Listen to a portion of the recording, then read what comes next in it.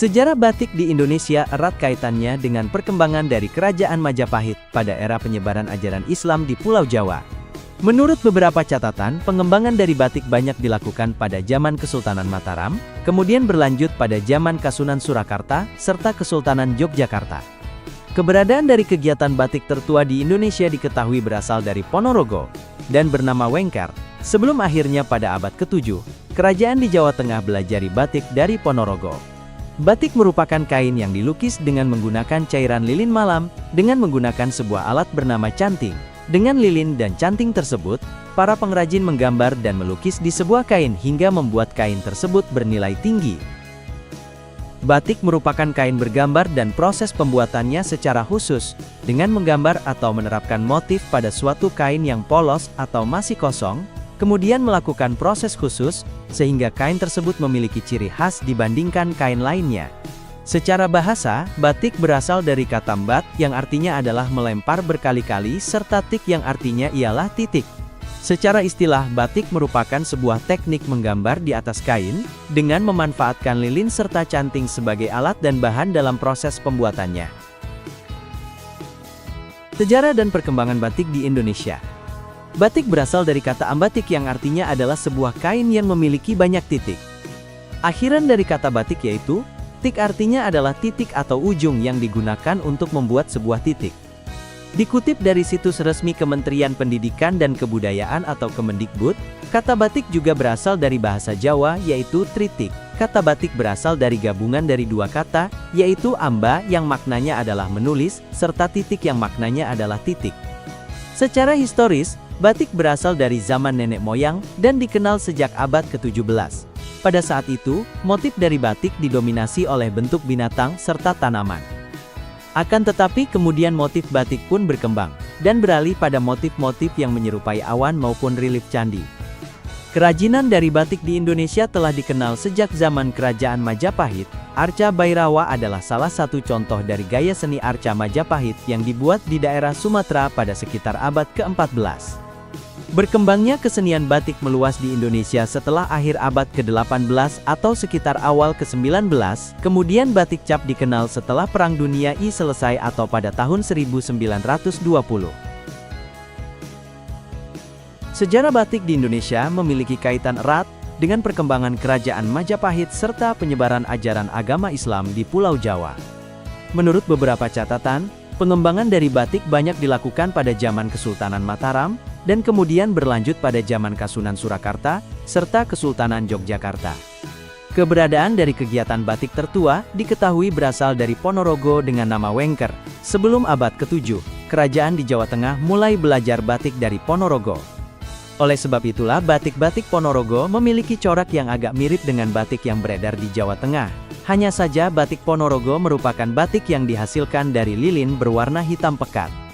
Selain itu batik Ponorogo juga biasa disebut sebagai batik irengan, dan dekat dengan unsur magis. Batik Ponorogo juga dikembangkan oleh kerajaan-kerajaan di Jawa Tengah.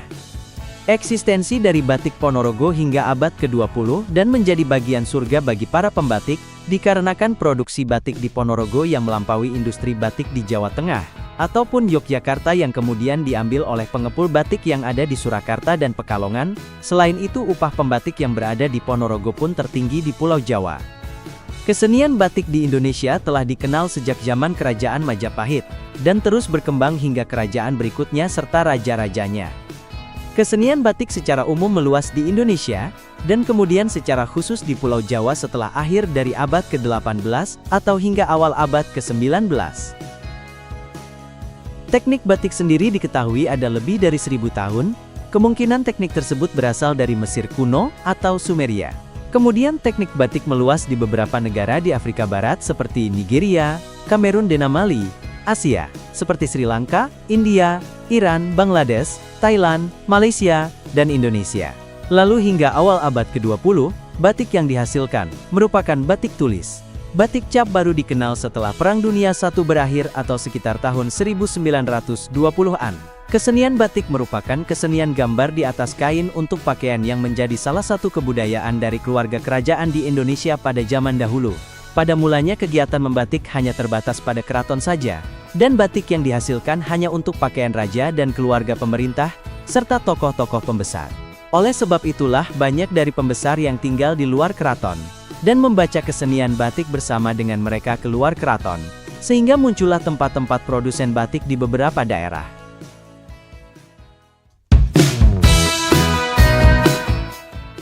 Larung sesaji adalah upacara adat sebagai wujud rasa syukur atas rezeki yang diberikan oleh Tuhan. Upacara adat ini biasanya dilaksanakan oleh masyarakat pesisir laut maupun masyarakat pegunungan.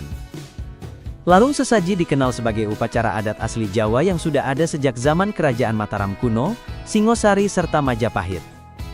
Tradisi ini biasa dilakukan dengan menghanyutkan sesaji, berupa hasil bumi ke laut, telaga maupun kawah. Adapun makna tradisi larung sesaji, adalah sebagai bentuk persembahan kepada Tuhan yang telah memberikan rezeki berlimpah berupa hasil bumi maupun laut, serta memohon untuk diberikan keselamatan, perlindungan serta kesejahteraan.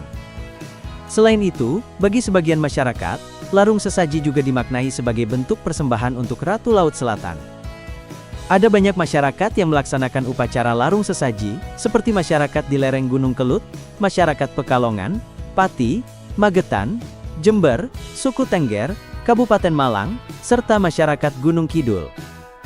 Tujuan tradisi larung sesaji adalah untuk memohon dilancarkan rezeki, memperoleh kenikmatan, dan perlindungan. Masyarakat Jawa juga menyimbolkan tradisi larung sesaji sebagai bentuk proses manusia kembali ke asalnya, maupun menyimbolkan alam semesta. Makna larung sesaji. Larung sesaji memiliki makna yang mendalam bagi masyarakat Jawa. Secara harfiah, larung berarti melempar atau melepas, sedangkan sesaji berarti persembahan atau kurban. Jadi larung sesaji berarti melempar atau melepas persembahan ke laut. Persembahan ini biasanya berupa tumpeng, kepala sapi atau kerbau, hasil bumi atau laut, kain batik, dupa, kembang setamaen, uang logam, dan lain-lain.